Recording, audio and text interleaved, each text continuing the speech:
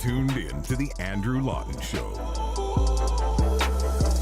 I want to turn back to Ontario politics, which we're focusing a fair bit more on in the last couple of weeks because the Ontario election is coming up on Thursday. Yesterday, we had New Blue leader Jim Carahalios on to talk about the New Blueprint, which is his party's platform. And we want to cover all the bases here and speak to the conservative movement more broadly. So today, we invited back Derek Sloan, leader of the Ontario Party, and he joins me now. Derek, it's good to talk to you here. I know that you've put with the Ontario Party conscience rights front and center on your platform, among other issues we'll get to. But let's just start there. Why do you think that's such a critical issue in the province right now? Right. Well, you know, there certainly is a freedom issue in this province, but what we're seeing simultaneously is people's conscience is getting trampled. So whether it's, you know, a vaccine perhaps that somebody doesn't want to take, whether it's an attestation that somebody doesn't want to say to be registered to be some kind of profession, or whether it's a medical treatment that maybe somebody doesn't want to be involved in, like abortion or euthanasia, we're seeing conscience rights of Canadians and Ontarians being trampled. Now, conscience rights are often things we hear, I mean, at any level of politics, associated with social conservatism, whether it's conscience rights for healthcare workers, conscience rights for MPs or MPPs. Do you approach this as a socially conservative party? Is that what the Ontario Party is, or is it just a party that is in part made of social conservatives? Yeah, I mean, I think many of our policies appeal to social conservatives, but I think our reach is much broader than that. You know, our view of conscience doesn't necessarily go down to a strict religious or moral issue. We're saying we don't want people to be forced to do things that they don't want to do. The vaccine, for example, to me is not a religious issue. I know for some people it is. For me, it's an issue of personal health autonomy, personal health freedom to choose what gets put into your body and what doesn't. So I think a lot of what we're saying here is we don't want the government telling people what to do, and we don't want the government penalizing people for not doing things that they really, really don't want to do. One of the things that we've seen, obviously, in the last 2 and a bit years now in politics is that COVID has overwhelmed everything. We've seen it very much reshape politics. The traditional left-right axis has changed a bit as well on this. We hope, and I mean, obviously, it's not a given, that we will put these issues behind us and be able to move on to other things in society. So let me ask you, because I know you do have a platform that has things beyond COVID and beyond vaccine mandates on. What do you see from an Ontario Party perspective as being the top issues moving forward? Yeah, so just to summarize, I think that, again, the freedom issues, the government surveillance issues are very important. So we did a petition against the digital ID that's, you know, promoted by the World Economic Forum and others. We think that a digital ID and expanding government surveillance is a very bad idea. You know, there's all kinds of other, you know, discussion about collection of biometric data and other forms of tracking people, carbon footprint trackers.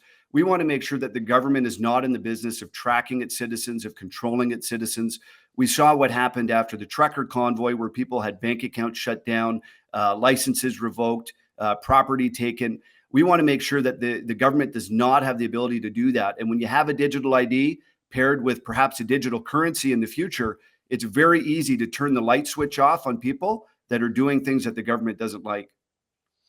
These are very much important issues, and I don't want to undercut them, but do you feel they are the ones that are front and center for the province as a whole? Or do you feel that people are more motivated by things like affordability, taxes, the carbon tax, cost of living issues in general? So cost of living is certainly front and center.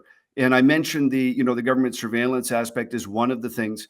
Cost of living is a major issue. And of course, we have a plan to deal with the housing market as best as we can here in Ontario.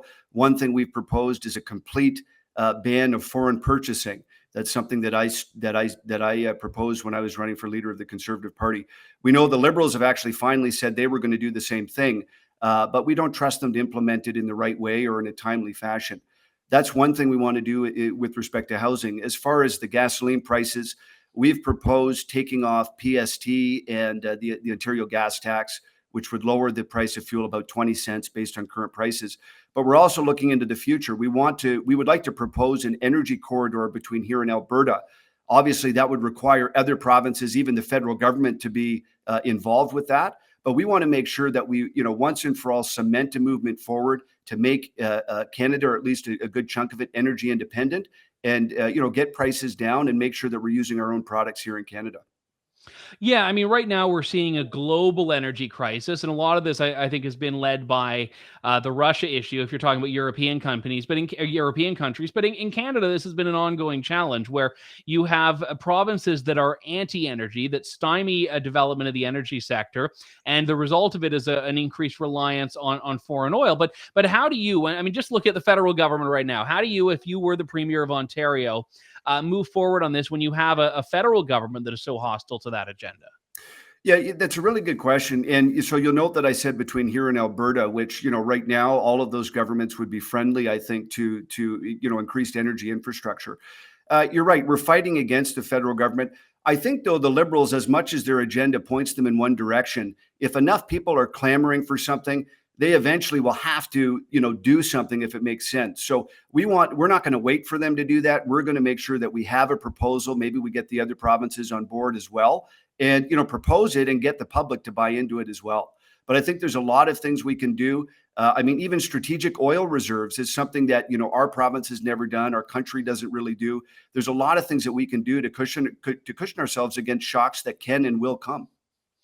Just when we're talking about Ontario's place outside of Ontario and just in the country and in the world, there was a radio ad of yours that I heard a couple of times, and I don't have the clip to play, but you talk, and I have the transcript here in front of me, that Doug Ford answers to the World Economic Forum, to the United Nations, and to the World Health Organization, but never to you. And you say, "I'm Derek Sloan, leader of the Ontario Party, and I will never allow the globalists to rule Ontario. Vote down globalism. Vote for the Ontario Party." There are a lot of people online right now listening that are probably like, "Yeah, that's great," and rah, rah, rah. But do you think that is a message that resonates with Ontarians more broadly? If you're talking about expanding the base, expanding your support beyond those who are already on side? Yeah, so surprisingly, we've done some broad-based issues polling, and believe it or not, some of these World Economic digital ID issues poll very high, poll as high as some of any other issues that we've been fighting on. So that's a surprise to me. I mean, now do they know every detail as much as perhaps some of your listeners do? Probably not. But this idea about being tracked and international organizations does actually hit a nerve.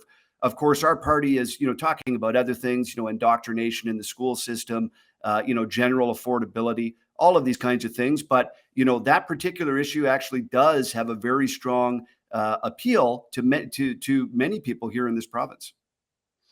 So let's move to healthcare, which I think is perennially one of the big issues in Ontario. And oftentimes, whenever a politician is approaching this, they only want to tiptoe around it. They'll admit that it's broken, but no one actually does a solution. And I think one of the biggest things Ontario needs is to have private alternatives, which is like the kiss of death to campaigns, or at least conventional wisdom says it is. You have it like on your website in big bold letters that you want private alternatives in healthcare. So what would that actually look like?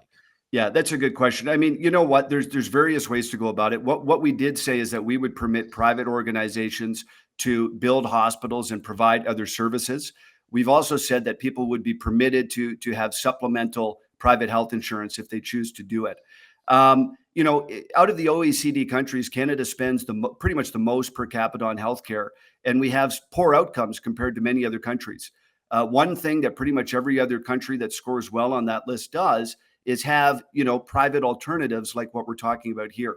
So that's something that obviously, we could flesh out further, and there's different ways to talk about it. But that's one major thing that we basically have to look into doing. Another, of course, is again, I think people always talk about credential equivalency from people that come here and are trained and they're not able to work in the field that they're trained in. I think that's important. I mean, anecdotally, I know about 7 or 8 people in my rough sphere here that are going to medical school in other countries and then working in other countries as doctors. These are Canadians who wanted to go to school in Canada. They couldn't make it in. So I think there's something to be said about increasing spots at our medical schools. But we have to do, a major change here in the system and allowing private alternatives while maintaining the public system as well, like they do in many European countries, I think is critical to that. I don't know how much of the interview with Tracy Wilson you caught before you came on the show, but generally we were talking about the bill that Justin Trudeau introduced yesterday on handguns, trying to ban ownership and new purchase of them.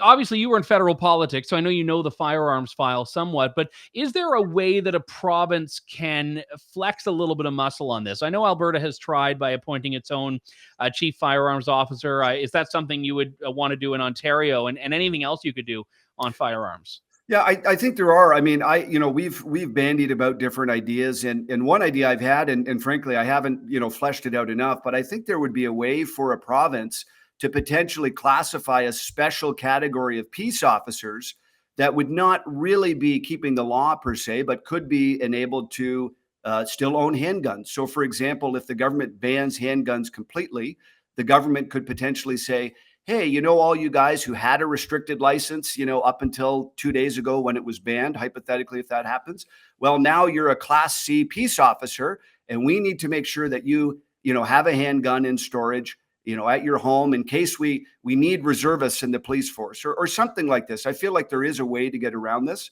Again, that's just an idea that's been percolating in my head, but I feel that there are. I just want to make sure I understand. So basically, turning Ontario gun owners into a standing militia of sorts. Well, I wouldn't call it a militia. I would call it peace officers. And again, we could use a similar vetting system as was already in place. But if the government were to get to a spot where they were just banning handguns completely or anything like this, I think there is some provincial jurisdiction to enable ownership to still happen. So one thing that I would bring up, and I asked this to Jim Karahalios, your opponent in the New Blue yesterday. We know that smaller parties that are upstarts have a significant hurdle ahead of them if they want to win seats, certainly to win a large enough number of seats to form a government or wield influence. Would you, as the leader of one of these upstart parties, support electoral reform that would, like, for example, like Ontarians voted on in 2007, mixed member proportional, that would actually give some proportional representation so that smaller parties like yours can have some more influence? That's a really good question. I've always been a fan of first past the post, and I understand the appeal to some of these other forms of voting as well. At this point, obviously, being in a smaller party, there is more appeal to it. I frankly think that a party like ours or a movement like ours, as it grows, could win anyways down the line. So I understand that the proportional system might allow for some early gains, but it would also work against actually forming a government. I mean, when you have these kinds of, the more proportional it is, the less your odds are of actually forming, say a majority government, for example. So I think there's pros and cons to it. It's not an axe that our party particularly grinds, but you're right. It is a way to get in the door a little bit easier. We'll leave that up to the parties in power. Again, there's pros and cons to that whole debate. And of course, you would have, if you went 100% proportional, you'd have 100 different choices at the ballot. You'd have the seniors party and the this party and the that party.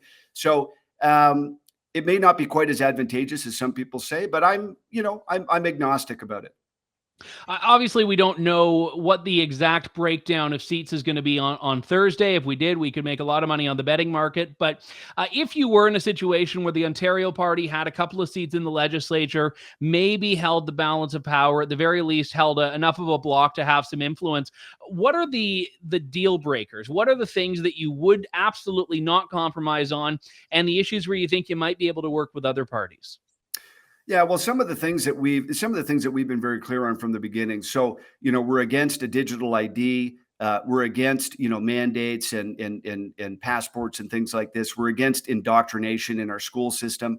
So anything that would be promoting, for example, critical race theory or age inappropriate sex education, or digital IDs, digital currencies. These things are very much a fabric of who we are. I think obviously we're in favor of, balanced budgets and that kind of thing. But when it comes to more, issues about, should a road go here or there, exactly how much money should go into the healthcare system. I mean, obviously we can be a bit flexible, but I mean, our voters voted on us because of the policies that we have, and we're going to make sure that we stick to those. And frankly, if there's only a few of us in Parliament, in the provincial parliament there, we've been elected to kind of be a thorn in the side of the governing parties. So, I mean, obviously, we're not there just to be protesters, but we're there to stick to our values as well. Derek Sloan, leader of the Ontario Party. I know you got an election coming up in a couple of days, so I appreciate you taking the time to come back. Thanks very much, Derek. Glad to be here. Thank you. Thanks for listening to The Andrew Lawton Show. Support the program by donating to True North at www.tnc.news.